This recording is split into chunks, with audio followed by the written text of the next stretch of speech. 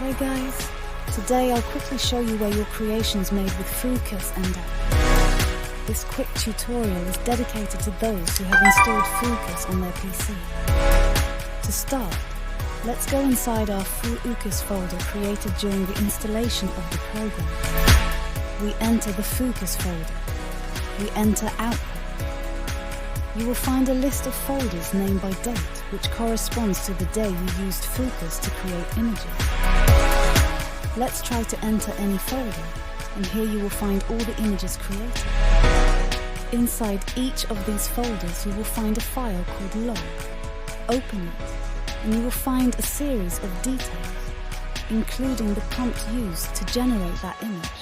Proceed to regenerate the same image with other different details, resolution, and much more. I hope I have been of help with this quick and simple advice. Let me know in the comments how much you commit. Thanks.